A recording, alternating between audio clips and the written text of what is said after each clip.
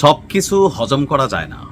মাঝে মাঝে হয় কি যে এত কষ্ট করলেন, নৌকা ভাড়া করলেন, ট্রাক ভাড়া করলেন, পুলিশে টাকা দিলেন। এখন তো শুনলাম যে সাবেক ডিসি, তারপর এসপি, থানার ওসি, রাজনৈতিক নেতা, আওয়ামী লীগ, বিএনপি, জামাত, এনসিপি সবাই নাকি জড়িত দুদকের রিপোর্টে, যেটা আমরা দেখলাম কালবেলার প্রতিবেদনে। বিজিবিরও এখানকার ক্যাম্পের নাম আসছে। তো যে সবাই মিলাজিলে এটা যে যেমনে খাইছে, দিন শেষে যারা কিনছিল ওই পাথরটা তাদের তো ভাই রক্ষা নাই। 72 ঘন্টা আলটিমেটাম ভিডিওটা ঝড়ের বেগে শেয়ার করেন পাথর চোরদের কাছে পৌঁছানোর জন্য, কারণ ডিসি সাহেব তো ঘোষণা দিয়ে দিছে। আমিও তখন বলছিলাম যে জেল জুলুম পরে, আগে পাথর নিছো, পাথর আইনা রাখো। মোট কথা, গাড়ি ভাড়া করে নিছো, যেমনি নিছো বেচতে পারতেছ না, এটা প্রথম শাস্তি। যে প্রত্যেকটা নুরি পাথরও, বড় পাথর তো বাদে দিলাম, নুরি পাথরও রিটার্ন আসতে হবে। যে যে জায়গা থেকে পাথর লুট করছো পাথর ফেরত দাও। এরপরে হচ্ছে বিচার হবে, কি শাস্তি কি হবে, কম হবে না বেশি হবে। আমার ঠিক মনের ভাষাটাই যেন ডিসি সাহেব বুঝতে পারছিলেন। সাদা পাথর নিয়ে আমার যে ভিডিওটা করা আছে ওই ভিডিওটাতে দেখবেন এই চাওয়াটাই আমার ছিল।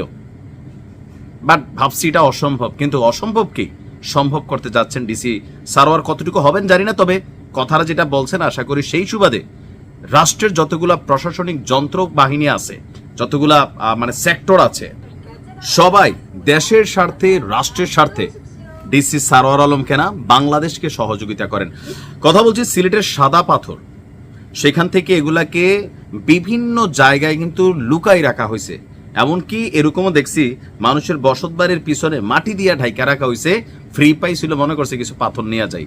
লোভ কতটুকু লেভেলে ছিল। তো এখন কোম্পানিগঞ্জ উপজেলার সর্বসাধারণের সাথে উপজেলা প্রশাসনের একটা মত বিনিময় সভা হয়। সবাই বলা হয়েছে 72 ঘন্টা সময় দেওয়া হয়েছে। যারা যেই জায়গা থেকে পাথর লুট করছেন এই 72 ঘন্টার মধ্যে পাথরগুলো নিজ দায়িত্বে, নিজ খরচে ওই সাদা পাথরের যে এরিয়া ছিল আমাদের সেই পর্যটক স্থান, সেখানে রিটার্ন দিয়ে আসেন। যদি না হয়, অনেকে বলতে পারে আচ্ছা দেমো, না দিলে আপনার বিরুদ্ধে আইনানুগ ব্যবস্থা হবে, আপনার সম্পর্কে তথ্য আসবে, আমরাও আপনারা ধরার জন্য ফেসবুকে পোস্ট করব। প্রত্যেকটা বাড়িতে পাথর চোরদের বাড়ি হিসাবে আমরা একটা ন্যারেটিভ দাঁড়ানো করার চেষ্টা করবো ইনশাল্লাহ।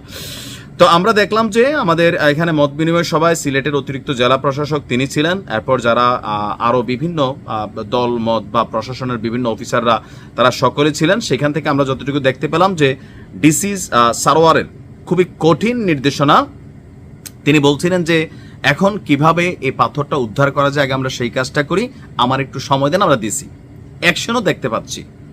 তা আমরা বলি আল্লাহর হস্তে, যারা এই রাষ্ট্রের সম্পদগুলোর লুট করা বাড়িতে, মাটির হাড়িতে, মাটির নিচে, গোবরের নিচে, গাছের নিচে, পানির নিচে যে যেখানে রাখছেন, আমরা যেন দেখতে পাই যে দৃশ্য দেখছিলাম নৌকায় কইরা, মাথায় কইরা, খাড়িতে কইরা, ওরাই কইরা, ট্রাকে কইরা, যে যেইভাবে লুট করে নিয়ে গেছিলেন, একই দৃশ্য যে ট্রাকে ট্রাকে পাথর ফিরে যাচ্ছে সিলেটে।